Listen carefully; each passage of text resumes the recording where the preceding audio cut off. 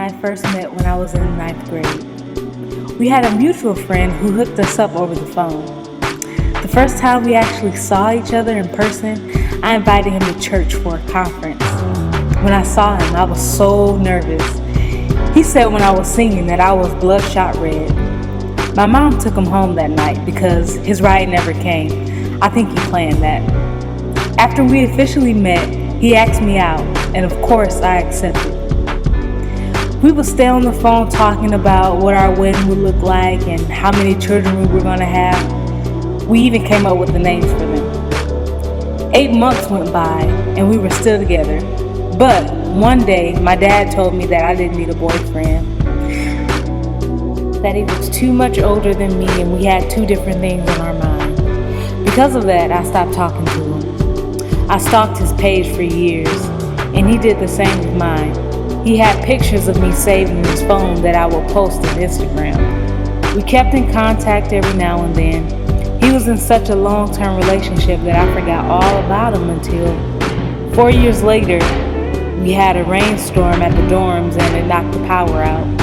My friends and I were in the lobby talking about our first boyfriends. As we were talking, they made me start wondering how he was doing, and actually, I started to miss him again. So they told me to send him a message on Instagram, and I did. I was anticipating his reply. I would check my phone every 2 or 3 minutes. This last time I checked it, I noticed that he sent me a message. At the same time, I was so happy.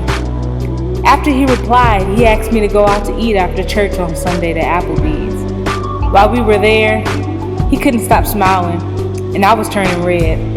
I can honestly say I had never felt that way before. I literally had butterflies. I couldn't even eat.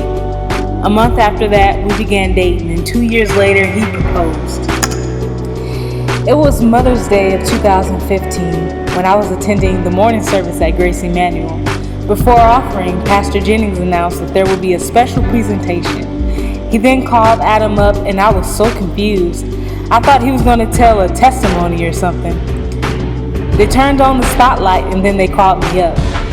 I had on a pair of high heels and I had just had Ava, so the only thing on my mind was walking up that aisle without falling with Ava in my arms. He began talking about how things happen and the timing of everything.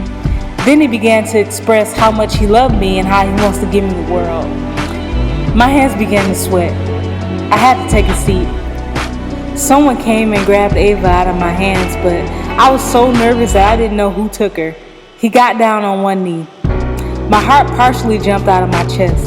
So many emotions was going through my head.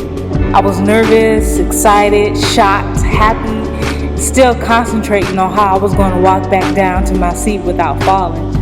He pulled the ring out of his pocket and said, "Bree, will you marry me?" With no hesitation, I said, "Yes."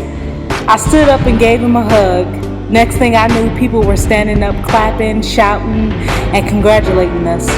I will never forget that day.